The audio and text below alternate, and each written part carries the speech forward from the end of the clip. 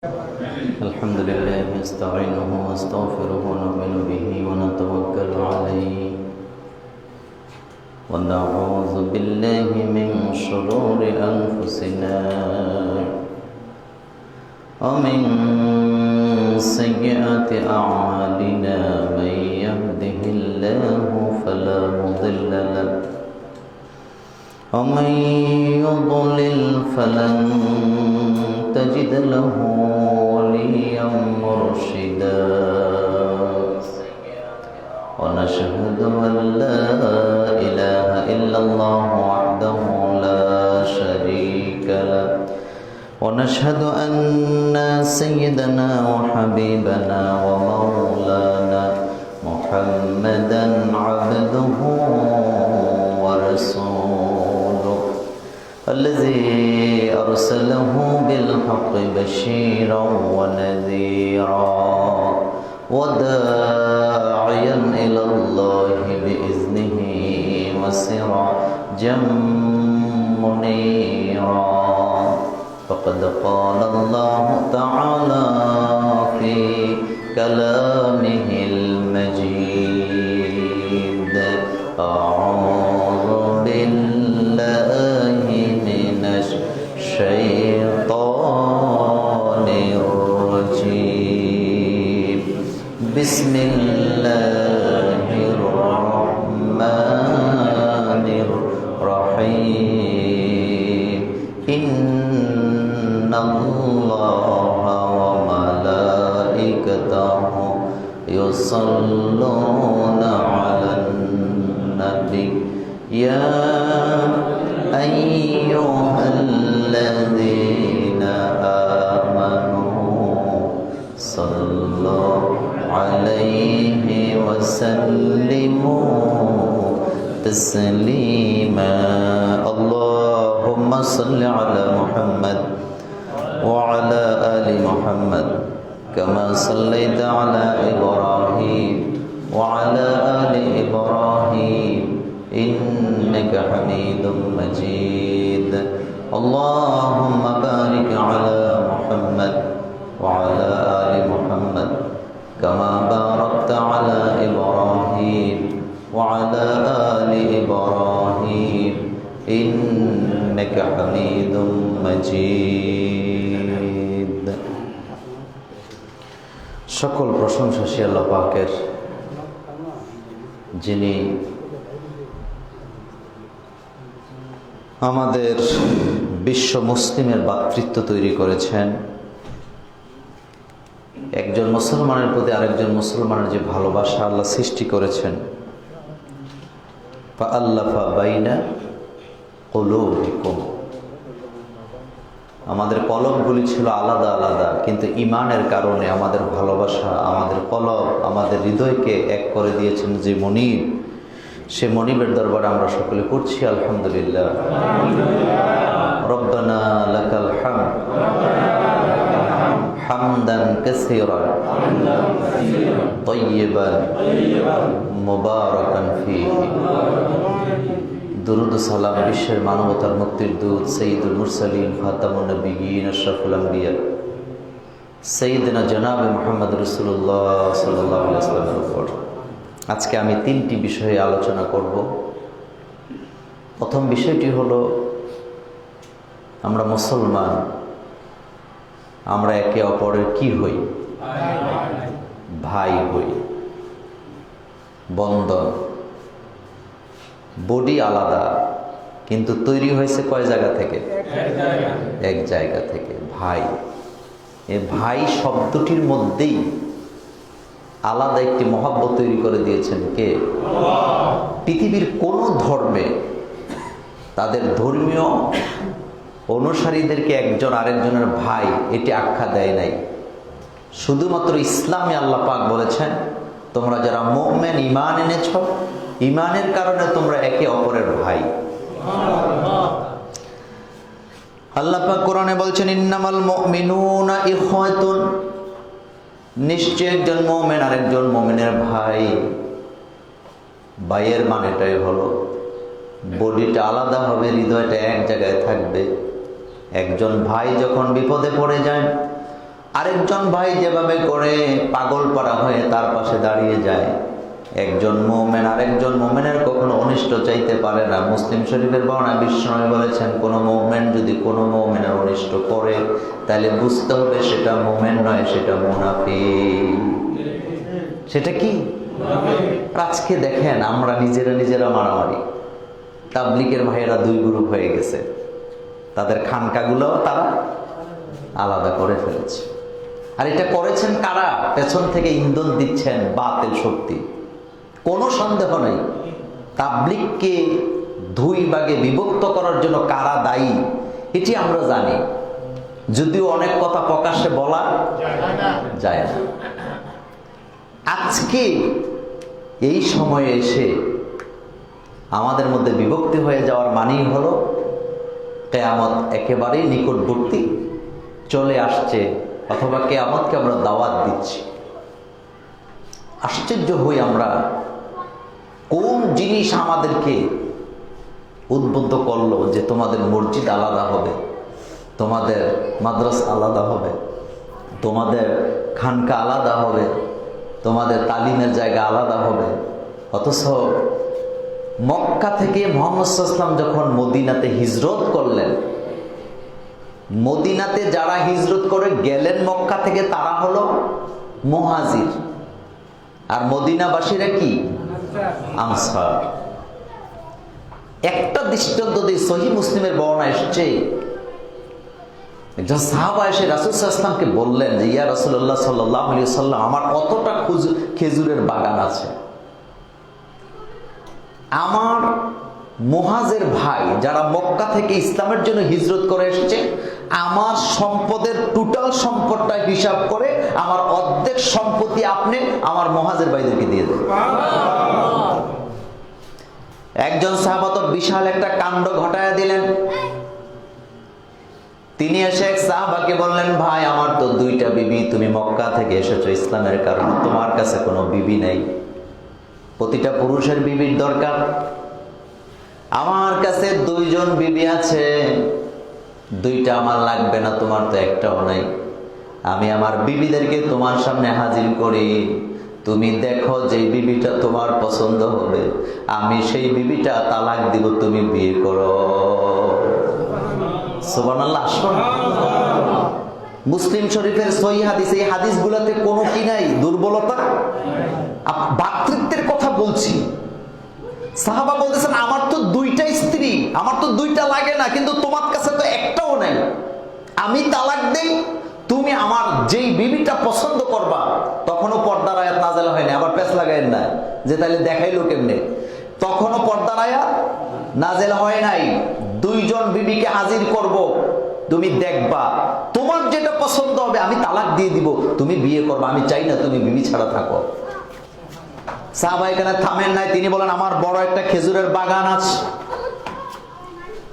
ওই বাগান বিশাল বড়, পুরাটা খেজুরের বাগান আমার দরকার নেই, অর্ধেকটা বাগান আমি তোমাকে দিয়ে দেব। আল্লাহর নবী জানলেন বিষয়টা, ওই সাহাবা বললেন, মুহাজির তার আনসার ভাইকে বললেন, ভাই তোমার বিবি আর তোমার সম্পদ আমাকে দিতে হবে না, তুমি যে বলেছো আমার কলিজা ঠান্ডা হয়ে গেছে, বরং বাজারের রাস্তাটা কোন দিকে ওইটা আমাকে দেখায় দাও, আমি নিজে বাজারে যাব, নিজে ব্যবসা করে খেতে চাই। এটা ভালোবাসার দৃষ্টান্ত একজন মুসলমান আরেকজন মুসলমানের প্রতি।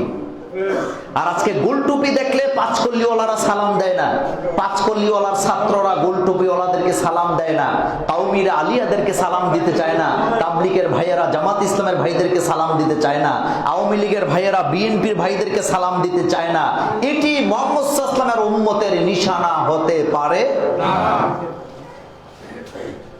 আর তারই কুফল হিসাবে আমরা দেখলাম ফরিদপুরে একদল ভাইয়েরা আরেকদল ভাইদের করা মসজিদ মাদ্রাসা ভেঙে গুড়িয়ে দিয়েছেন। এটা কি ইসলামিক শিক্ষা ছিল? না। আপনারা দুই ভাই, একটা দৃষ্টান্ত দেই, দুই ভাইয়ে মারামারি লাগছেন, মাঝখানে মা অথবা বাবা আসছে ছুটাবার জন্য। এই অবস্থায় মাকে বাবাকে যদি দুই একটা ঘুষা দেন তাহলে গুনাহ হবে না? কথা তো আসতে বললেন কেন? না গুনাহ হবে কেন? আপনারা মারামারি করতেছেন, মাঝখানে মা এসে তো খাইবই, বাবা আসছে তো দুই একটা ঘুষা ঘাসা খাবে, এত তো কোনো গুনাহ হবে না।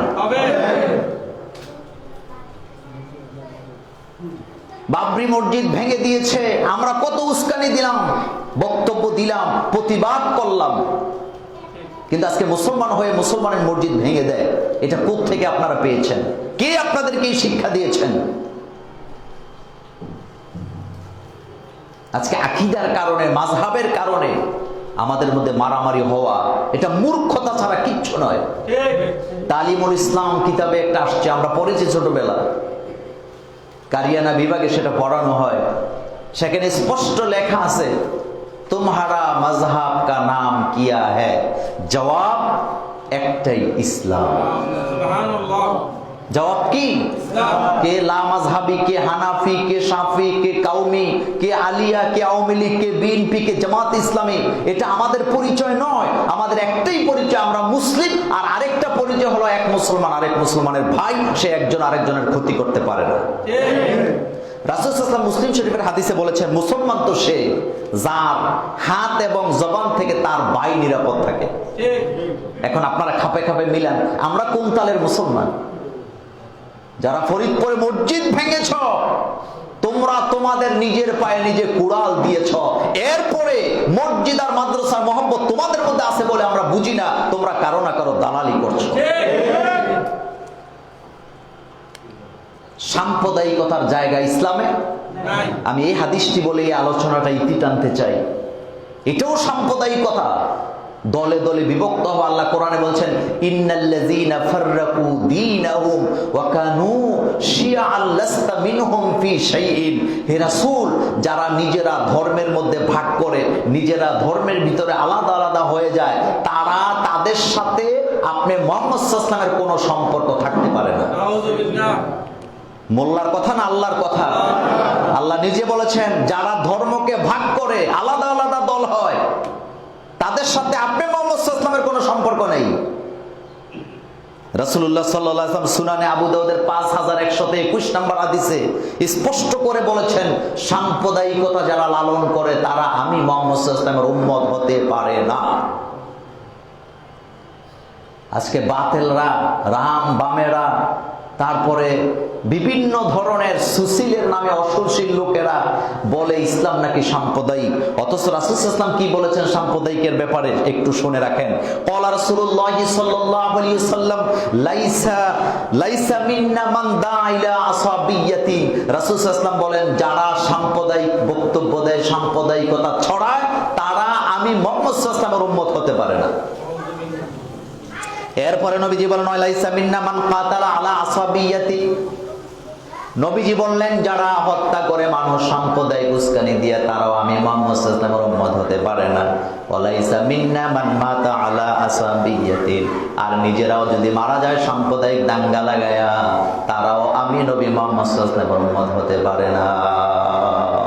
ইসলাম ভ্রাতৃত্ব শিখায়, সাম্প্রদায়িকতা শিখায় না, এটি হতেই পারে না।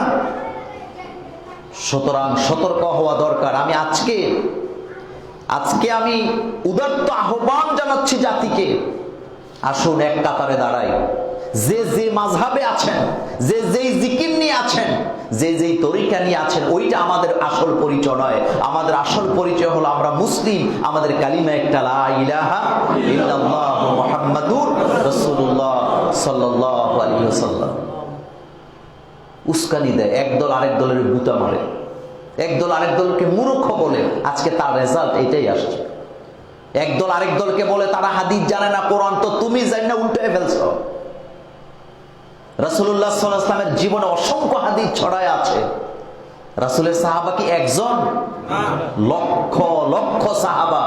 প্রতিটি সেকেন্ডে সেকেন্ডে রাসূল সাল্লাল্লাহু আলাইহি ওয়াসাল্লাম থেকে সাহাবায়ে কেরাম হাদিস বর্ণনা করেছেন। তুমি কয়টা পড়েছো? তুমি কয়টা শিখেছ? সেজন্য আরো বেশি শালীন হওয়া প্রয়োজন। ভ্রাতৃত্ব আমাদের মধ্যে যেন তৈরি হয়, প্রয়োজন আছে না নাই? আছে। দ্বিতীয় আরেকটি বিষয় অত্যন্ত গুরুত্বপূর্ণ, বিষয়টি বলে আমি আমার ওই সাবজেক্টে যাব।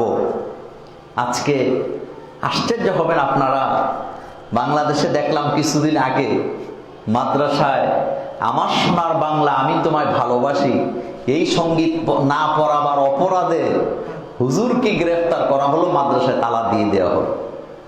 যদিও তালাটা পরে আবার খুলে দেয়া হয়েছে।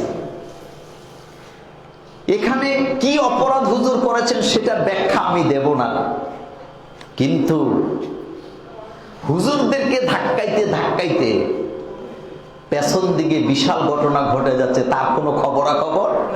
এটাকে বাংলাদেশের ভাষায় বলে যে কিছু লোক এমন আছে যে সামনে দিয়ে হাতি চলে যায় কিন্তু খবর নাই, পেছন থেকে মশা যায় কি করে, খাবলা দিয়ে ধরে। এটা আপনারা আরেকবার বলবেন, আমি কথাটা শুনতে চাই।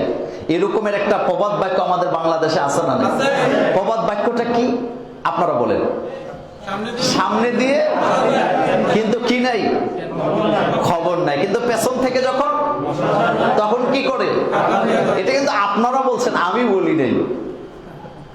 হুজুররা কোন জায়গায় জাতীয় সঙ্গীত পড়াইলো না, এটা নিয়ে খুব চুলকানি। মাহফিলের মধ্যে কি বলবে কি বলবে না সেটা নিয়ে চুলকানি। মিম্বরে বসে হুজুর খুতবা দিবে কাদের মতো করে সেটা নিয়ে চুলকানি।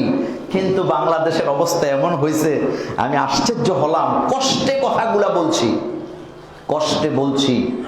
ঢাকার একটি স্কুলে পড়ানো হচ্ছে জাতির পিতা মহাত্মা গান্ধী।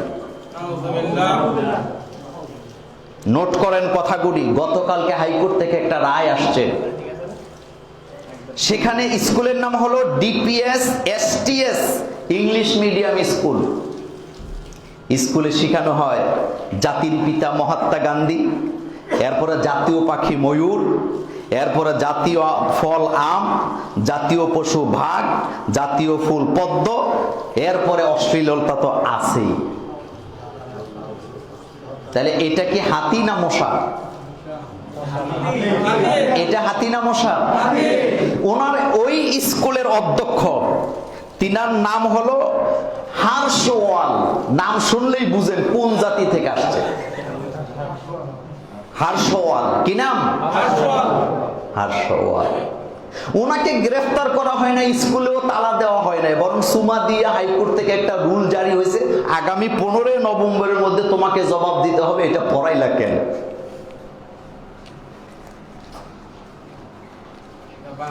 আমরা কিছু আলেম দেশ নিয়ে চিন্তা করি, আল্লাহি নিজের কোনো স্বার্থ নাই, 24 ঘন্টা ইসলাম নিয়ে দেশ নিয়ে চিন্তা করি। সেজন্য মুষ্টিময় কিছু আলেম এই ব্যাপারে কথা বলে। সবাই কি কথা বলে নাকি? বলে না। কিছু আলেমরা বলি। কেন বলি? কারণ আমরা দেখতে পাচ্ছি ভবিষ্যৎ আমাদের অন্ধকার। আমরা যদি সজাগ হতে না পারি, গভীর অন্ধকারে হারিয়ে যাব, যে অন্ধকার থেকে আলো খুঁজে পাওয়া কঠিন হয়ে যাবে। আমি একটা একটা করে প্রশ্নের জবাব আপনাদের। হাইকোর্ট থেকে স্কুলের অধ্যক্ষকে তলব করা হয়েছে আগামী কতই জানুয়ারি, চিন্তা করেন। কিন্তু এই কাম যদি কোনো হুজুর করতো, 71 চ্যানেল 72 চ্যানেল, আর এই চ্যানেলে যত সেরাসেরি আছে সব দিয়ে এতক্ষণ মিছিল লইয়া নেমে যেত যে দেশটারে দিছে শেষ করে। আরে আমরা আলেম ওলামা দেশের বিরুদ্ধে কথা বলি না, আমরা তো ওই আলেম যারা প্রত্যেক জুমার নামাজে দেশের জন্য, দেশের কল্যাণের জন্য আল্লাহর কাছে দোয়া করি। আপনারা বলেন তো, আমাদের জাতীয় পাখি কি? আর পড়ানো হচ্ছে কি? এটা কাদের? দাদা বাবুদের। আপনারা বলেন তো, আমাদের জাতীয় ফল কি? আর পড়ানো হচ্ছে কি? কাদের? দাদা বাবুদের। আমাদের জাতীয় পশু কি? রয়্যাল বেঙ্গল। আর পড়ানো হচ্ছে কি?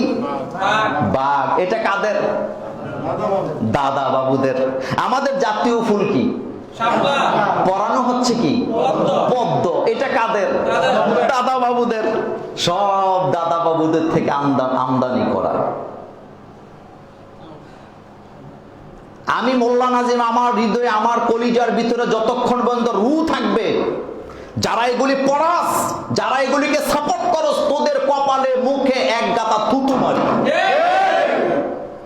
তোরা বাংলাদেশের শত্রু, আমরা শত্রু নই। এই সাহস পাস কিভাবে তোরা? ইসলাম আমাদেরকে ভ্রাতৃত্ব শিখিয়েছে। আল্লাহ শুধুমাত্র আমাদেরকে শিখাইছেন পৃথিবীর সব মানুষ একজন আদম থেকে হয়েছে তোমরা। ইয়া আইয়ুহান নাসুত্তাকু রাব্বাকুমুল্লাযী খালাকাকুম মিন নাফসিন ওয়াহিদা ওয়া খালাকা মিনহা যাওজাহা ওয়া বাসসা মিনহুমা রিজালান কাসীরান ওয়া নিসা। আল্লাহ বলেন, হে দুনিয়ার মানুষ, এখানে মুসলমান বলেন নাই, ইমানদারও বলেন নাই। আল্লাহ বলেন, হে দুনিয়ার মানুষেরা, তোমরা তোমাদের রবকে ভয় করো, যে রব প্রথমে একজন বানিয়েছেন, সেখান থেকে দুইজন বানিয়েছেন, সেখান থেকে সারা পৃথিবীর লক্ষ কোটি মানুষ আল্লাহ ছড়িয়ে দিয়েছে। আমাদের মূল কয়টা? আর সেই মূলের নাম আদম। আদম এবং হাওয়া আলাইহিস সালাম। আপনি দেখেন, সুতরাং কোন জায়গায় আমরা বাস করছি আমাদের সজাগ হওয়া প্রয়োজন। এবং এই স্কুলগুলাতে যারা অর্থ দেয় তাদেরকেও শাস্তি আওতায় আনার দরকার আছে না নাই? আমরা মনে করি তারাই আমাদের এই স্বাধীনতার জন্য হুমকি, তারাই আমাদের স্বাধীনতার সার্বভৌমত্বের জন্য সবচেয়ে বেশি অ্যালার্জি, সবচেয়ে বেশি ক্যান্সার হলো তারা। তাদেরকে আগে সোজা করা দরকার। এই সাহস পায় কোথায়? আমাদের জাতীয় পশুর নাম বাঘ নয়, রয়্যাল বেঙ্গল টাইগার। যা শুনলে কলিজায় কাঁপন ধরে যায়। এই দেশ শাহজালালের দেশ, শাহ মাখদুমের দেশ, খান জাহান আলীর দেশ, শহীদ তিতু মীরের দেশ। এখানে তামসার দালালি চলবে না। তৃতীয় বিষয় আজকের, ইসলামই একমাত্র ধর্ম প্রত্যেকটা মানুষের অধিকার নিশ্চিত করে। কে? ইসলাম। আজকে শুধু পরিবারের ব্যাপারে বলবো। পরিবারের ভিতরে যে অবিচার হয়, এই অবিচার নিয়ে কয়েকটি কথা আমি বলতে চাই। পৃথিবীতে কিছু মূর্খ মা বাপ আছে, জাহেল, জিন্দা থাকতেই ছেলে মেয়ের নামে বিভিন্ন পর্যায়ে জমি জমা লিখে দিয়ে দেয়। এরকম মা বাপ তো আমাদের দেশে নাই, কিন্তু আমাদের এই সমাজে বোধহয় নাই। পরে ভিক্ষা করে খায়। কারণ কি জানেন? কারণ হলো পরের হক নষ্ট করেছে। ছেলে যদি 4টা থাকে, মেয়ে যদি 2টা থাকে, তাহলে সম্পত্তি সবাই যার যার অধিকার হিসাবে পাবে কি পাবে না? 4 ছেলে সমান পাবে। 1 ইঞ্চি জমি কম দেওয়ার ক্ষমতা বাপের, কিন্তু বাপ কুটনামি করে, মা কুটনামি করে 1 ছেলের একটু বেশি দিয়ে দেয়। এমন বাপ আমাদের দেশে নাই তো? আবার কিছু বাপ আছে মেয়েদেরকে সম্পদে অধিকার দিতে হবে এটা জানেই না, মানেও না, মেয়েরারে দোয়া করে। অথবা কিছু পরিবার আছে মেয়েদেরকে সম্পত্তি দিলেও একেবারে ওই বিল, বুঝেন তো আপনারা কি বলেন, এমন জায়গা যেখানে জমি কেউ করতে যাবে না ওইটা মেয়েদের জন্য রেখে দেয়। আর বোনেরা যখন হুমকি দেয় তখন 2টা কথা বলে, একটা কয় রাইখা রাখছি নিয়ে যা, আর একটা কয় জানোস না অংশ নিলে ধ্বংস হয়। সিটার, ওই যে আমাদের রফিকুল আফসারি কয় তুইও সিটে। কথা কিন্তু সত্য, এটা কিন্তু সিটারই। বোনের সম্পদ রাখছে কোথায়? যেটাতে ফসল হয় না। কিছু বললে কয় তোরটা রাখছি নিয়ে যা। আর বাপ তো আছে এমন, আহারে মাইয়াদের জন্য চোখের পানি ছাড়া কিচ্ছু নাই, কুফাপাসীদের মতো অবস্থা। মেয়েরা আসলে কানতে কানতে জান বেরিয়ে যায়, কিন্তু সম্পত্তি দিতে রাজি নেই। আল্লাহর আদালতে তোমাকে আসামি হয়ে দাঁড়াতে হবে, বাঁচার কোনো রাস্তা, কারণ তুমি পরের হক নষ্ট করেছো। প্রত্যেকটা সদস্যর আলাদা আলাদা করে অধিকার সম্পদ ভাগ করে দিয়েছেন কে? আল্লাহ পাক। 2 মেয়ে যতটুক, 1 ছেলে। আপনার কাছে 2 লক্ষ টাকা আছে, 2 লক্ষ টাকা, 1 ছেলে 2 মেয়ে, ছেলে পাবে 1 লাখ, মেয়েরা কতটুক পাবে? 50-50। এখানে 49 দেওয়ার ক্ষমতা দিলে আসামি হতে হবে কার আদালতে? বাঁচার রাস্তা নাই। আবার কিছু বাপ আছে একজনের নামে লিখে দেয়, এগুলি নিয়ে মামলা মোকদ্দমা আছে না নাই? তো তুমি বুইরা শয়তান, তুমি দুনিয়াতে মামলা খাইছো, এটাই কিন্তু শেষ না। আল্লাহর আদালতে সবচেয়ে বড় মামলাটা তুমি খাবা। আবার কিছু বাপ আছে কয় তোরে তেজ্য করে দেবো, অথচ ইসলামে তেজ্য বলতে কিছু নেই। আমি একটা সূত্র বলে দিই, মনে রাখবেন, ইসলামে পালক পুত্র পুত্র নয়, নিজের পুত্র তেজ্য নয়। এটা বিধান ইসলামে নাই। জন্ম যেহেতু দিছেন, এটা ভালো হোক চাই দুষ্ট হোক, সম্পত্তি থেকে আপনি তাকে বঞ্চিত করতে পারবেন না। এখন আপনি বলবেন সে আমার খাওয়ায় না, সে যদি না খাওয়ায় না পড়ায় তাহলে সে শাস্তি পাবে কার আদালতে? কিন্তু আপনি এখানে তাকে সম্পদ থেকে বঞ্চিত করতে পারবেন না, এই কারণে যেহেতু আপনি তার জন্মদাতা পিতা। আজকে যতটুকু যাওয়া যায়, আমি দেখি সময় খুব দ্রুত চলে যায়। প্রতিটি সদস্যের, পরিবারের সদস্যের অধিকার নিশ্চিত করে ইসলাম। আসেন জানি, প্রথমে শিশুদের অধিকার। শিশুদের 5টি পর্যায়ে অধিকার আপনাকে আদায় করতে হবে।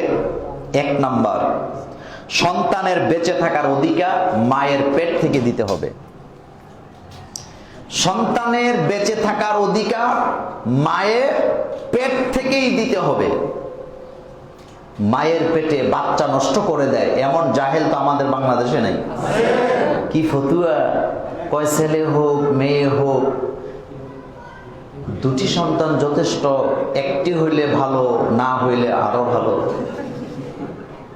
এই স্লোগানটা প্রথম বাংলাদেশে আনছে আমাদের এরশাদ কাকু। মরে গেছে, আমার কোনো অভিযোগ নাই, তিনি আমল নিয়ে আল্লাহর কাছে চলে গেছেন। এরশাদ কাকুর জমানায় পাবলিক হেলথের একটা স্লোগান ছিল, ছেলে হোক মেয়ে হোক 2টি সন্তানই। এরপরে আইসে আমাদের ম্যাডাম এসে আবার স্লোগান দিলেন, ছেলে হোক মেয়ে হোক 2টি ভালো, 1টা হইলে ভালো। এখন দ্বিতীয় পর্যায়ে আমরা আরেক ম্যাডামের আন্ডারে আছি, ওনারও একই স্লোগান। ওনার বলতে ওনার রাজ্যের স্লোগান এটা। বিশ্বাস করেন, আমার বাবা একটা কথা বলতেন যে 1 জমিন জমিন না, 1 ছেলেও ছেলে না। এটা হাদিসের কথা না, বাপের মুখে শুনছি। তো জিজ্ঞেস করলাম, আব্বা এই কথাটার হিকমতটা কি? বাবা, হিকমতটা হলো তোমার যদি জমি একটা থাকে আর ফসল করছো, যদি বন্যার কারণে মাইর যায়, আমও গেছে, কিন্তু 2টা যদি থাকে কোনো না কোনোটা টিকবে। এখন এই সূত্র ধরে ছেলে হোক মেয়ে হোক একটাই যথেষ্ট, আর এটা যদি কোনো রকমে অমানুষ হয়, আমও গেছে সালাও গেছে। সেজন্য আল্লাহ পাক বলছেন, খবরদার সন্তানকে মায়ের পেট থেকে বেঁচে থাকার অধিকার দিতে হবে।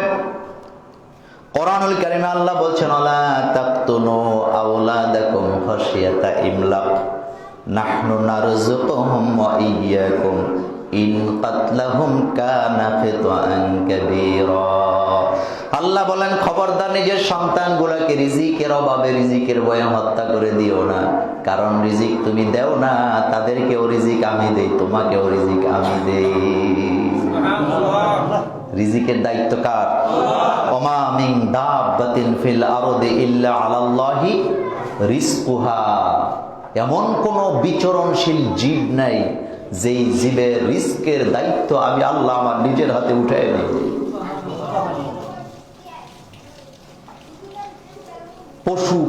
পশু পাখিরা আকাশে উড়ে না খেয়ে থাকে? সকালবেলা কাক বাসা থেকে বের হয়ে যায় ফজরের সময়, তার জমি জমা আছে, মেল ফ্যাক্টরি আছে, ক্ষুধার্ত কাক 1 পেট ক্ষুধা নিয়ে বেরিয়ে গেল রবের উপরে ভরসা করে, আল্লাহর জিকির করতে করতে কাক বেরিয়ে গেলেন। নিজস্ব কোনো জমি নাই, ফ্যাক্টরি নাই, ব্যাংক ব্যালেন্স নাই।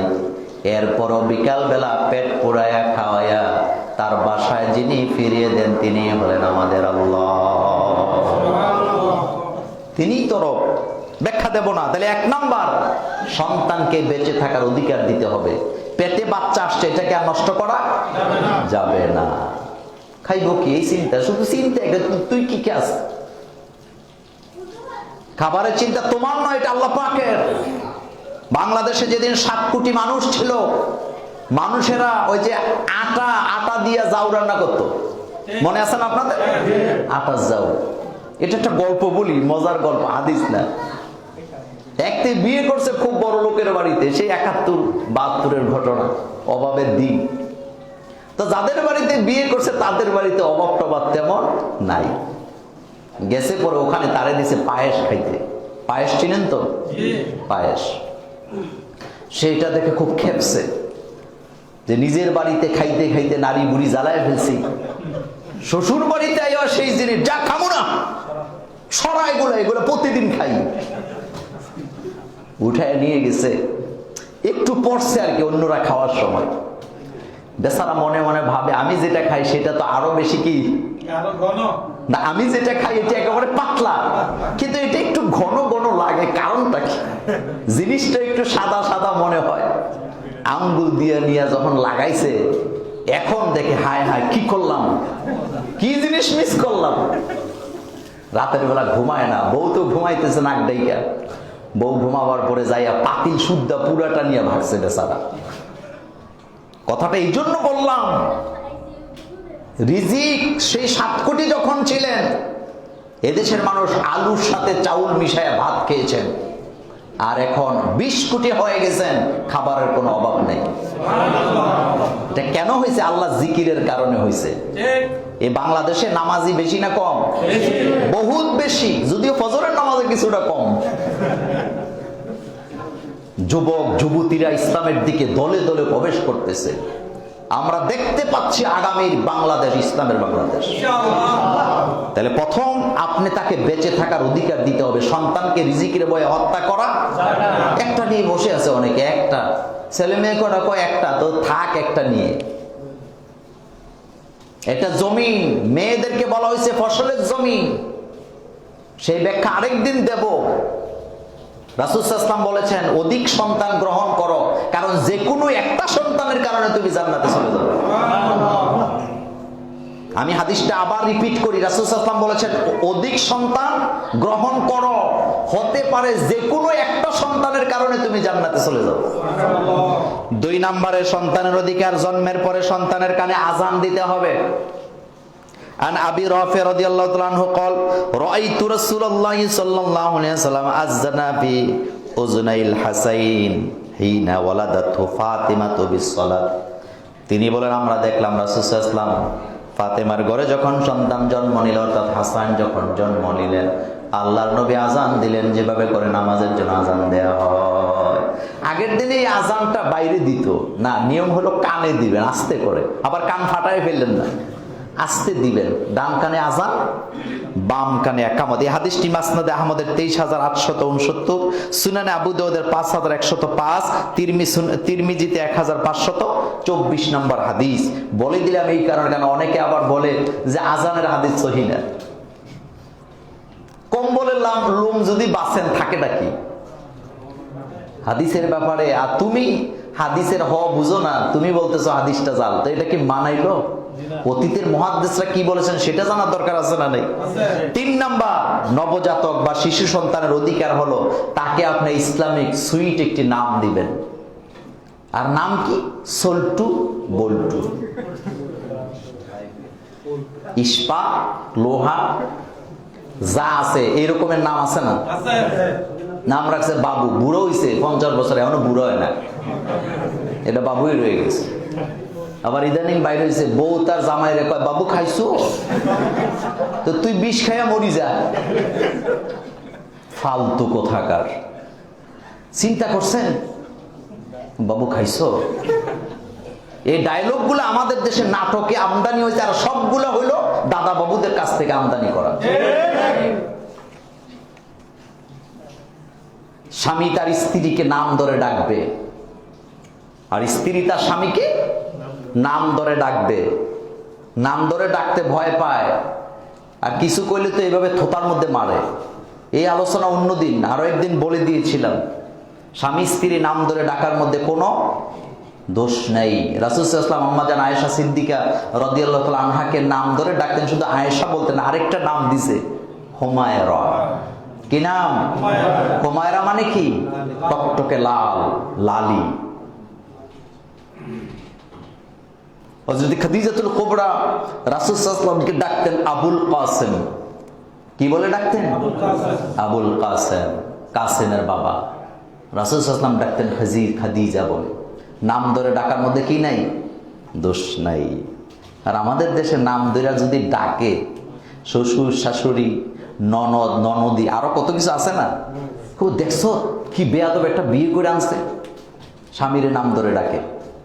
এই মন মানসিকতা এখানে যারা বসে আছেন আপনাদের মধ্যেও আছে। এত সুফিবাদী দেখে লাভ নাই। বউ আমাকে নাম ধরে ডাকবে, আরে বাপুরে, আমি নবজাদা নসরুল্লাহ খান। কথাটা এই জন্য বললাম, একটা নাম দিবেন বাচ্চাকে, সুন্দর নাম, যেটা ইসলামিক নাম, যেটার অর্থ আছে, নাম দিবেন। এটা আপনার দায়িত্ব, কারণ সে ছোট, তার নিজের নাম সে নিজে রাখতে পারবে না। عن أبي الدرداء رضي الله تعالى عنه قال إنكم تدعون يوم القيامة بأسمائكم وأسماء آبائكم فأحسنوا أسماءكم।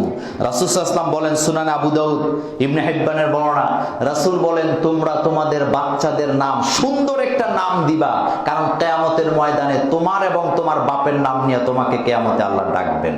সুবহানাল্লাহ।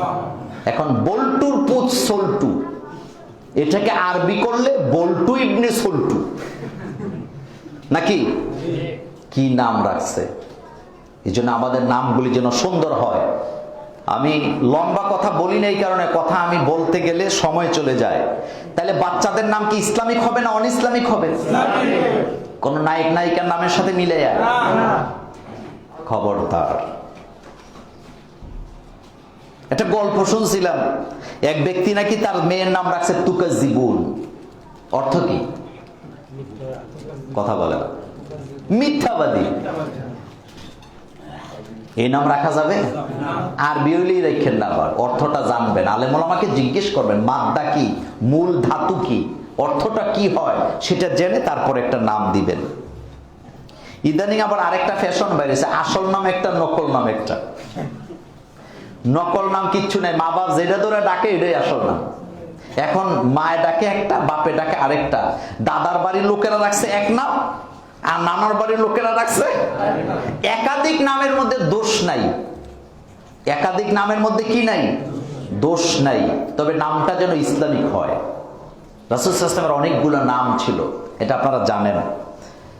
এরপরে 4 নাম্বার অধিকার, বাচ্চার নবজাতকের জন্য আকিকা করবেন। আকিকা দিলে বাচ্চার বালা মুসিবত কি হয়?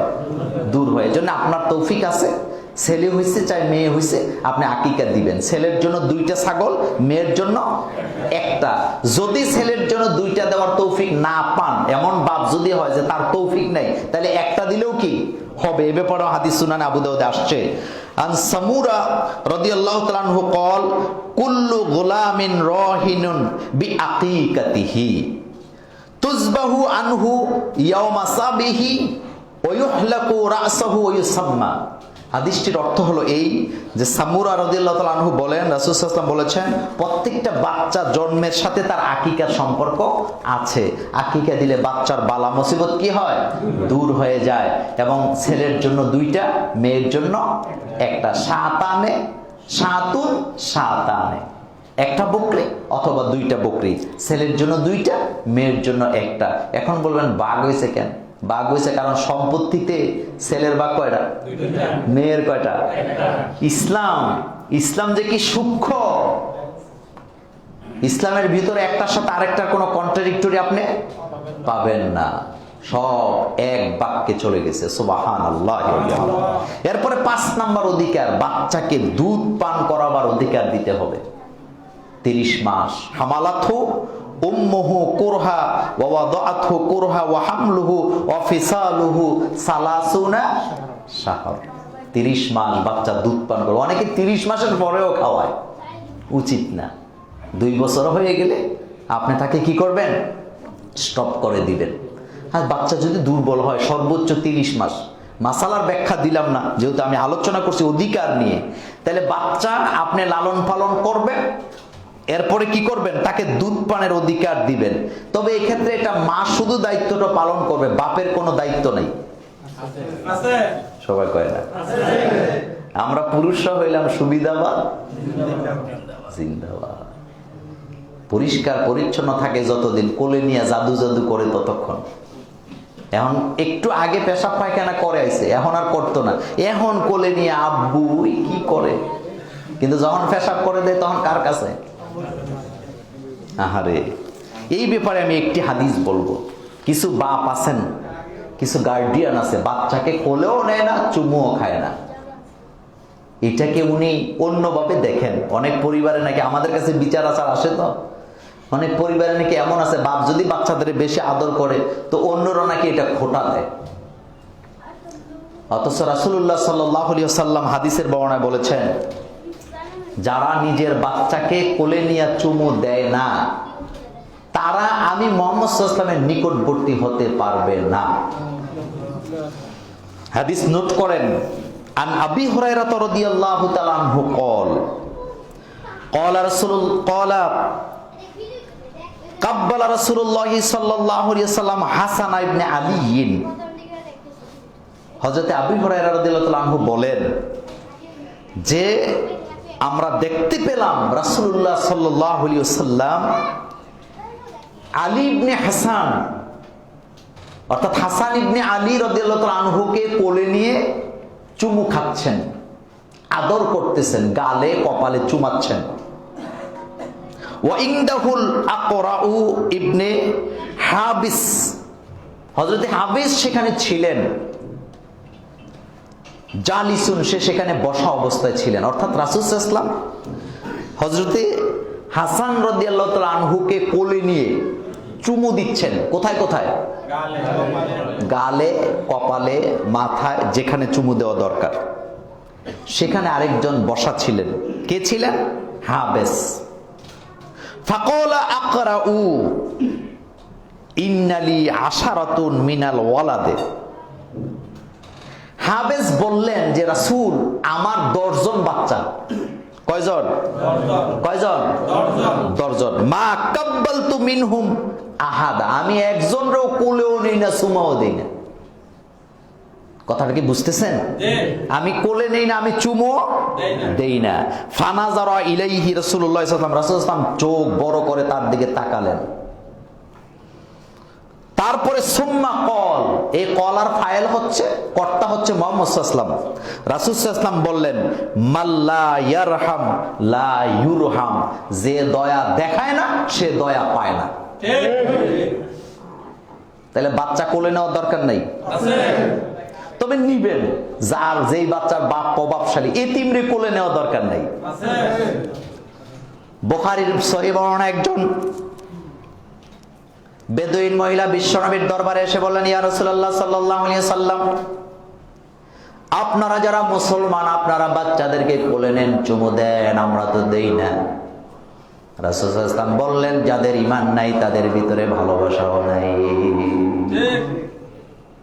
যাদের ঈমান নাই তাদের কি নাই? ভালোবাসা নাই। তুমি ভালোবাসা দিবা, ভালোবাসা পাবা। ভালোবাসা দিবা না, ভালোবাসা পাবা না। অনেক বাচ্চা আছে বাপ মার প্রতি বিদ্বেষ নিয়ে বড় হয়। বড় হওয়ার পরে জিজ্ঞেস করা হয়, মন মানসিকতা এমন কেন? কয়, হুজুর ছোট কাল থেকে মা বাপের অত্যাচারে অত্যাচারে বড় হইছি। এমন নাই তো? বাপ খায় রাত্রে 8টায়, ছেলে খায় রাত 12টায়। 1 সপ্তাহ হইছে বাপ আর ছেলের দেখা হয় না, কিন্তু থাকে কয় ঘরে? একই ঘরে, একই বাসায় থাকে। একজনের সাথে আরেকজনের দেখা নাই। বাপের জিগাই, ছেলে কই? কয় জানি না, আছে বোধহয় কোথায়। ছেলের জিগালাম, বাপ কই? কয় আছে বোধহয় রুমে। এমন হবে কেন?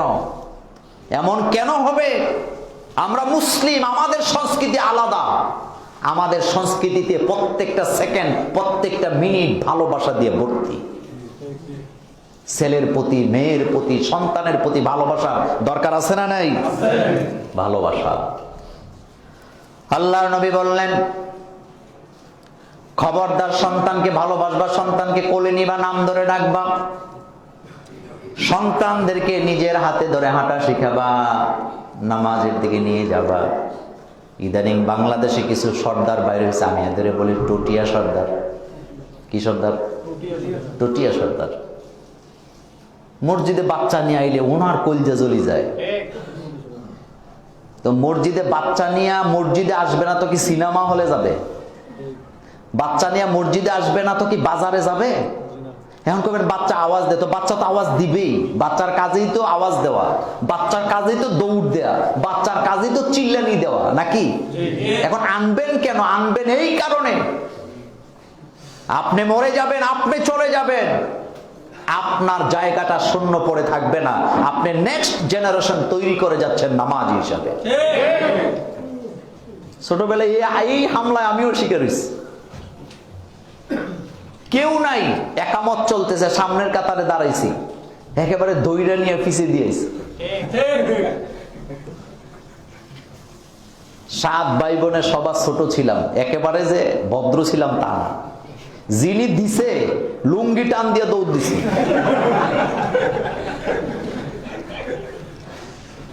কি সর্দারে আপনি করেন? কাবাগরে গিয়ে দেখেন, মসজিদে নববীতে দেখেন, পোলাপাইন কত দৌড়াদৌড়ি করে, কোনো বাধা আছে না? এটাই ইসলাম।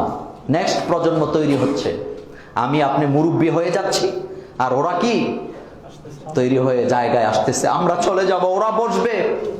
আজকে এই প্রথম কাতারে যারা বসে আছেন, একটু খেয়াল করেন তো, এই কাতারে কারা বসতো আজ থেকে 10, 15, 20 বছর আগে? এই মসজিদের কথাই বলছি। কোথায় তারা আজকে? কোথায়? কোথায় আজকে আড়াই সাহেব? কোথায় আজকে কি বলে খায়ের সাহেব? কোথায় আজকে খন্দকার? কোথায় গেছে তারা? তারা কবরে চলে গেছে, তাদের জায়গায় আরেক দল বসছেন। আমরাও চলে যাব, আমাদের জায়গায় আরেকজন অটোমেটিক। কিন্তু যোগ্য লোক যদি তৈরি করতে না পারেন, তাহলে ভবিষ্যতে অন্ধকার, কপাল পোড়া। এরপরে আসেন পরিবারে কন্যা সন্তানের অধিকার। এটা গুরুত্বপূর্ণ একটি সাবজেক্ট, এই কথাটা খুব ঠান্ডা মাথায় মনে রাখবেন। মেয়েদের অধিকার সম্পদে আছে তো? কতটুকুন? 10 টাকায় 5 টাকা। ছেলে যদি 10 টাকা পায়, মেয়ে কয় টাকা? কিন্তু বঞ্চিত করা যাবে? দোয়া করে দেয়া যাবে? হজ করে আইছে, হজ করে আসছে, জেফত করে হজে যাবে, ছেলেদেরকে জমিটা আগেই ভাগ করে দেয়। এখানে আরেকটা কথা বলে রাখি, আপনি যতক্ষণ বেঁচে আছেন, 1 ইঞ্চি জমি জামা সম্পদ আপনার কোনো ছেলে মেয়েকে আল্লাহর হস্তে আর দিবেন না। আমি কথাটা আবার রিপিট করি, আপনি যতক্ষণ জীবিত আছেন, আপনি যতক্ষণ বেঁচে আছেন, 1 ইঞ্চি সম্পদ আপনি আপনার কোনো ছেলের নামে, কোনো মেয়ের নামে দিবেন না। আপনি মরে গেলে অটোমেটিক তারা মালিক হবে। আর আপনি দিলেন মানে আল্লাহর আইন আপনি ভঙ্গ করলেন, আর যার কারণে আপনাকে বুড়া বয়সে আপনি বড় বিপদে আপনি পড়বেন, যে বিপদ থেকে দেশ আর জাতি আপনাকে রক্ষা করতে পারবে না। বড় জোর আপনি একটা ওসিয়তনামা লিখে যাবেন, আমি মৃত্যুর পরে আমার স্থাবর অস্থাবর সম্পদের মালিক আমার ছেলে মেয়ে, ছেলে এত পার্সেন্ট, মেয়ে এত পার্সেন্ট, বিবি এত পার্সেন্ট, আমার ভাই এত পার্সেন্ট, বাকিটা মসজিদ মাদ্রাসায় যাবে। এটা একটা ওসিয়তনামা লিখতে পারেন, কিন্তু জিন্দা থাকা অবস্থায় কোনো ছেলে মেয়েকে আপনি সম্পত্তি দিতে পারেন না। আর দিলেন মানে আপনি বিপদ ডেকে আনলেন। আর এটা ইসলামের হুকুমও না, কোরআন হাদিসের কোথাও নাই যে বাপ জিন্দা থাকতে ছেলে মেয়েকে সম্পদ দিবে। বাপ মরে গেলে অটোমেটিক তারা কি মালিক হবে। তবে আপনি একটা ওসিয়তনামা লিখে দিয়ে যেতে পারেন, এতটুকুন করতে পারেন। কন্যা সন্তানের অধিকার নিয়ে কথা বলছিলাম। আমাদের দেশে মেয়ে হইলে বেজার হয়, ইদানিং একটু কমছে, ইদানিং একটু। বহু সুফিবাদ ফ্যামিলি, এরপরও মেয়ে হইলে কয় ভাই কি হয়েছে, কয় ভাই মেয়ে হয়েছে, এরকম নাই তো? আরে ভাই, আপনার ছেলে নাই, আপনার 3টা মেয়ে, আপনার ছেলে নেই, আপনার 2টা মেয়ে, আপনি শুকরিয়া আদায় করেন, আপনি সুখী আছেন। কারণ ছেলে যাদের আছে, দুষ্ট যদি হয় তারাই বুঝে, তারা তখন আফসোস করে, ইস আল্লাহ যদি আমার ছেলে না দিত। কিছু মা তো এমনও আছে, 2টা মাছ, বড়টা ছেলেরে দেয়, ছোটটা মেয়েরে দেয়। 2টা ডিম, বড়টা কারে দেয়? ছেলেরে দেয়, আর ছোটটা কারে দেয়? মেয়েরে দেয়। অথচ কাকে বেশি আদর করা দরকার ছিল? আল্লাহ কোরআনে বলছেন, ওয়া ইযা বুশশিরা আহাদুহুম বিল উনসা যাল্লা ওয়াজহুহু মুসওয়াদ্দান ওয়া হুয়া কাযীব। আল্লাহ বলেন, কিছু জাহেল পৃথিবীতে আছে, তাদেরকে যখন বলা হয় তোমার কন্যা সন্তান হয়েছে, গোসায় চেহারাটা কালো করে।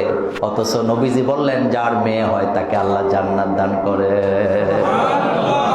আমি গুরুত্বপূর্ণ 2টি হাদিস বলবো। 1 নাম্বার, বাপ যদি তার 3টা কন্যা সন্তানকে লালন করেন, আল্লাহ তার জন্য জান্নাতের দরজা উন্মুক্ত করে দিবেন। কয়টা কন্যা সন্তান? 3টা। একটা করলেও হবে, একটা করলেও 1 2 3 4 যতটা থাকুক, অর্থাৎ কন্যা সন্তান লালন পালন করলেই জান্নাত। আসেন হাদিস নোট করেন।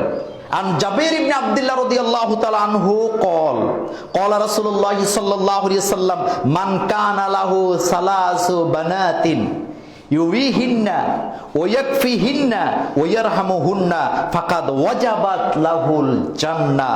রাসূল সাল্লাল্লাহু আলাইহি ওয়াসাল্লাম বলেন, যে ব্যক্তির 3টা কন্যা সন্তান, কয়টা? 3টা মেয়ে, 3টা কন্যা সন্তান, আর সে যদি তাদেরকে আদর করে, ভালোবাসে, লালন পালন করে, ভালোবাসা দেয়, ফাকাদ ওয়াজাবাত লাহুল জান্নাহ, তার জন্য আল্লাহর জান্নাত ওয়াজিব হয়ে যাবে। সুবহানাল্লাহ। ছেলেদের ব্যাপারে একটা হাদিসও নাই। আর নারীবাদীরা কয় ইসলাম নাকি নারীদের ঠকাইছে। তো তুই ইসলাম জানোস না, তুই যাও খাই অভ্যাস, তুই পায়েস খাস নাই কোনোদিন। রাসূল সাল্লাল্লাহু আলাইহি ওয়াসাল্লাম স্পষ্ট করে বলেন, ফাকাদ ওয়াজাবাত লাহুল জান্নাহ। যে ব্যক্তি 3টা কন্যা সন্তানকে লালন পালন করবে, আল্লাহ তাকে, তার জন্য আল্লাহ জান্নাত ওয়াজিব করে দিবে। সুবহানাল্লাহ। তাহলে মেয়ে যাদের আছে, খুশি না বেজার? খুশি। এ মুখে শেষ নাকি অন্তরেও আছে? জান্নাত যদি চান সোজা হয়ে যা, লাভ নাই, লাভ নাই। ব্যাখ্যা দিলাম না। দ্বিতীয় কথা, বাপটা মরে গেছে, 2টা 3টা বোন রেখে, দায়িত্বটা এখন কার কাঁধে? বড় ভাইয়ের। তো বড় ভাইরে বোধহয় আল্লাহ বা ইসলাম ঠকাইছে। হাদিস নোট করেন। প্রশ্ন আসবে যে হুজুর, বাপ যদি তার 3টা মেয়েকে লালন পালন করে, পাত্রস্থ করে, তার জন্য রাসূল সাল্লাল্লাহু আলাইহি ওয়াসাল্লাম বললেন জান্নাত ওয়াজিব। কিন্তু পৃথিবীতে অনেক বড় ভাই আছে, 2টা 3টা একটা বোনের দায়িত্ব নিয়া বিয়েটাও তাড়াতাড়ি করে নাই, দেরি করে দিয়েছেন বোনের জন্য। যতক্ষণ বোনটা বিয়ে দিতে পারে না, ভাইটা বিয়ে করতে চায় না। এমন ভাই আছে তো? হুজুর, তাদের ব্যাপারে ইসলামের হুকুম কি? হাদিস নোট করেন। আনা আবি সাইদ খুদরি রাদিয়াল্লাহু তাআলা আনহু আন্না রাসূলুল্লাহ সাল্লাল্লাহু আলাইহি ওয়াসাল্লাম কল, হযরতে আবি সাইদ খুদরি রাদিয়াল্লাহু তাআলা আনহু থেকে বর্ণিত, রাসূল সাল্লাল্লাহু আলাইহি ওয়াসাল্লাম বলেন, মান কানা লাহু সালাসু আখওয়াতিন, রাসূল বলেন, যাদের 3টা বোন আছে, যেই ভাইয়ের ফায়ুহসিনু ইলাইহিন্না ইল্লা দাখালাল জান্নাহ, আর সে যদি তার বোনদের দায়িত্ব নেয়, বোনটাকে যদি লালন পালন করে, পাত্রস্থ করে, বোনের সাথে যদি ভালো আচরণ করে, ইল্লা দাখালাল জান্নাহ, আল্লাহ তাকে কোথাও প্রবেশ করাবেন না জান্নাত ছাড়া। এখানে ভাষাটা চেঞ্জ হয়ে গেছে, ইল্লা দাখালাল জান্নাহ। তার মানে তাকে আল্লাহ জান্নাতে পৌঁছাবেনই, তাকে কোথাও বাধা দিয়ে রাখা হবে না। ইল্লা দাখালাল জান্নাহ, কোথাও তাকে দেওয়া হবে না। দেওয়া হবে কোথায়? ডাইরেক্ট জান্নাতে। আর কিছু ভাই আছে, বোনটা আসছে, কেঁদে কেঁদে বিদায় হয়, ডাকায়, বোনের দিকে তাকায়ও না। আমাদের সমাজে নাই? আমাদের পরিবারগুলোতে নাই? অন্যের দোষ দিয়া লাভ নাই, নিজের চরকায় তেল দেন। বোনটাকে লালন পালন করলেন মানে এটা বেহুদা যায় নাই। বাপ যেমন কন্যা সন্তানের লালন পালন করলে জান্নাতে যাবে, ভাইয়েরাও যদি বোনদেরকে খেদমত করে, বোনদের প্রতি ihsan করে, ভালোবাসা দেয়, বোনদের হক আদায় করে, আল্লাহর নবী বলেন তারাও জান্নাতে চলে যাবে। 40 বছর হয়েছে, বিয়ে হয়ে গেছে, বোনটা বাপের বাড়ি দেখতে তার মন চায়, বাপের বাড়িতে আসলে সেভাবে করে কদর পায় না। তাদের উপর আল্লাহর লানত। অনেকগুলো হাদিস আমার হাতে আছে, সবগুলা বলবো না, একটা কথা বলে দিয়ে যাই। আজকে আপনি বিয়ে করছেন বলে বিবির কথা মতো আপনি আপনার বোনদেরকে সংসার থেকে বঞ্চিত করতে চান, মনে রাখবেন আপনার প্রতিটা, আপনার সংসারে আপনার বোনের হক আছে। আর বোনদেরকে খাওয়ানো, বোনের আত্মীয় স্বজনকে বাড়িতে খাওয়ানো, এটা বেহুদা যাবে না। নবীজি বলেছেন এটাও সাদাকা, তবে এটা হলো ডবল সাদাকা, দ্বিগুণ সাদাকা। বোনের প্রতি যে জুলুম করা হয়, বাইয়ে বাইয়ে মিল্লা যায়, এরকম নাই তো? বাইবে মিল লাগেছে। সম্পত্তি নিতে গেলে এরপরে যেই বিশ্রী ভাষায় গালাগালি করে, মনে হয় যেন বোনগুলা বাইশে আসছিল। সারা দুনিয়ার হেদায়েতের দায়িত্ব আমার হাতে নাই, আপনাদেরও হেদায়েত দেওয়ার দায়িত্ব আমার হাতে নাই, কিন্তু আপনাদেরকে আমি আবেগ দিয়ে কপালে চুমু দিয়ে বলি, আল্লাহর ওয়াস্তে, আল্লাহর জন্য বোনদের, মেয়েদের প্রতি, বোনদের প্রতি জুলুম করবেন না। তাদের হক আছে, তাদের হকটা তাদেরকে দিয়ে দিন। আর যদি না দেন, তাহলে আপনি বান্দার হক নষ্ট করলেন। আর বান্দার হক নষ্ট করার অপরাধে কিয়ামতের ময়দানে আপনাকে আল্লাহর আদালতে আসামি হওয়া লাগবে। এই সম্পদ সাথে করে নিতে পারবেন না। আরেকটা কথা বলে দিয়ে যাই, বাপ মরে গেছে, মা মরে গেছে, আপনি নিজে বাপ মার জন্য কোনো দোয়া করেন না, এতিম মিসকিনকে খাওয়ান না। মনে রাখবেন, আপনি মরে গেল আপনার সন্তান সেটা করবে না, কিন্তু আপনাকে যদি দেখে আপনার সন্তান, আপনি আপনার বাপের জন্য মায়ের জন্য দোয়া করেন, আপনার সন্তান আপনি মরে গেলে সেভাবেই দোয়া করবে। ইদানিং আবার কিছু হুজুর আছে ডলা কয় যে মরা মানুষের জন্য খাবার দাবার, এটা হবে না, এটা হতেই পারে না। ভুল কথা, ব্যাখ্যাটা ভুল হইতেছে। মূল বিষয়টা হলো, আপনার আব্বা আম্মা মরে গেছে, আপনি যদি মিসকিন খাওয়ান, এতে কি অপরাধ আছে নাকি? কিন্তু আমরা যেখানে, যেই জায়গাটাতে আমরা আপত্তি করি, সেটা হলো কুলখানি খাওয়াবে, অথবা মরা মানুষ মরে গেছে তার জন্য সদাকার খাবার খাওয়াবে, খাওয়ায় চেয়ারম্যান, মেম্বার, এমপি, মন্ত্রী আর হুজুর করে। যেমন আমার নোমান হুজুর, বাড়িতে সম্পদও ভালো আছে, গড়ও আছে, ছেলেও কম না, কয়টা? 3টা আছে। তো উনি কি সদাকা খাওয়ার উপযুক্ত? ওনারে নিয়ে খাওয়ায়, মোল্লা নাজিমরে নিয়ে দাওয়াত দিয়ে খাওয়াইবো। কি খাওয়াইবো? বাপ মরে গেছে, 40 খাওয়াইতে হইব। তো মোল্লা নাজিম সদকা খাওয়ার উপযুক্ত? হ্যাঁ, মসজিদের ইমাম বা খতিব যদি এই অবস্থায় হয় যে ওনার কিছুই নাই, ফিসাবিলিল্লাহ, ওনার সম্পদ নাই, বাড়ি নাই, ঘর নাই, সদকা খেতে পারবে, ওই লোকের দাওয়াত দিয়া সদকা খাওয়ান, এতে আমাদের কোনো আপত্তি নাই। কিন্তু আপনার বাপ মা মরে গেছে, আপনি এতিমরেও খাওয়াইলেন না, ফকিরকেও খাওয়াইলেন না, আপনি ধরে ধরে নিয়ে একেবারে পোস্টপাসওয়ালা, পাঞ্জাবিওয়ালা, টুপিওয়ালা, টাইওয়ালা লোকদেরকে ধরে নিয়ে টেবিলে বসায় খাওয়াইলেন, আর গরিবদের জন্য বিকালবেলা আসরের পরে হাড্ডি গুড্ডি খাইতে দিলেন। এটা কখনো কুলখানি হতে পারে না, এটা জাতির সাথে তামসা করা হচ্ছে। এরপরে কি করে? নাবালক বাচ্চা রেখে পুরুষটা মরে গেছে, মহিলাটা এখন সমুদ্রে পড়ে গেছে, কিছু টটিয়া সর্দার আইসা ফুসকায়, এই তো জামাই মরে গেছে, কিছু দিয়া যায় নাই, দোয়া টোয়া করাইলি না, তে খাওয়ানোর লিগে আর কি। চিন্তা করেন কতটা পেটুক। আপনারা রাগ করতেছেন? কথাগুলি বাস্তবতা আছে না নাই? আরে ভাই, আপনি তো মিসকিনকে খাওয়াবেন, এতিমদেরকে খাওয়াবেন, যারা সদকা খেতে পারবে তাদেরকে খাওয়াবেন, বড় লোকেরা খাওয়াইতেছেন কেন? কথা বললে কষ্ট পায়। ওই দিন এক নেতা ফোন দিয়েছে, কয় হুজুর এই কথাটা বললে তো আমার 12টা বাজাই দিয়েছে। আমি কি কথা ভাই? কয়েকদিন আপনি বলছেন যে নেতাদের দাওয়া দিলে একা যায় না, 10-12 জন নিয়ে যায়। আমি হাসি দিয়ে পেলাম, ভাই আপনি বলেন তো আমি কি ঠিক বলছি না ব্যাঠিক বলছেন? হুজুর 100% ঠিক কইছেন।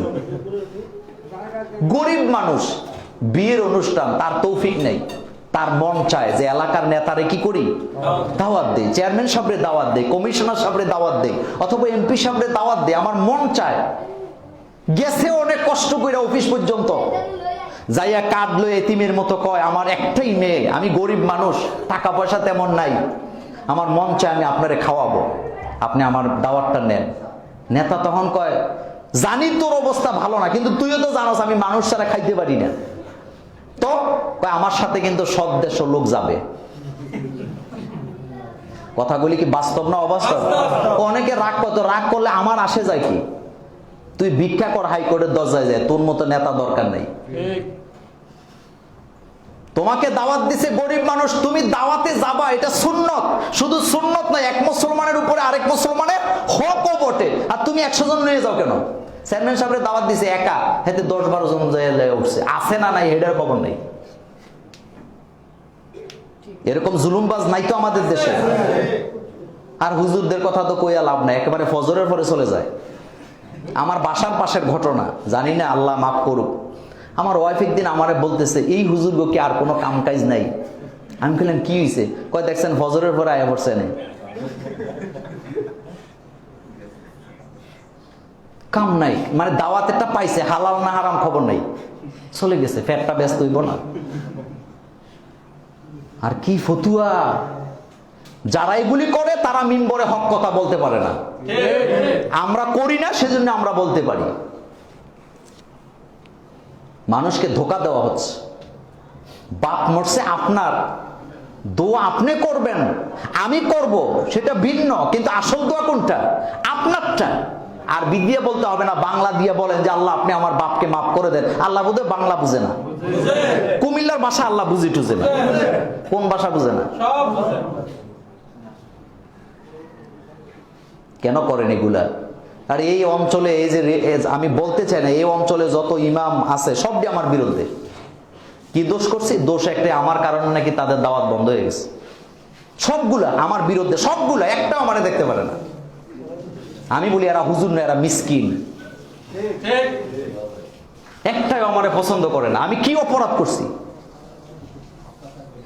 আমার বিরুদ্ধে একটা সবগুলো, এই যে এই পুরা অঞ্চল আমার বিরুদ্ধে লেগে আছে। সবাই না, দুই একজন আছে আলাদা।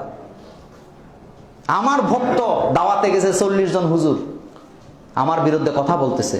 ওই হুজুর বলতেছে উনি তো কারো ক্ষতি করে না, তো ওনার বিরুদ্ধে বলতে ওনার কারণে দাওয়াত বন্ধ হয়েছে, নাহলে সপ্তাহে 10-12টা ছিল।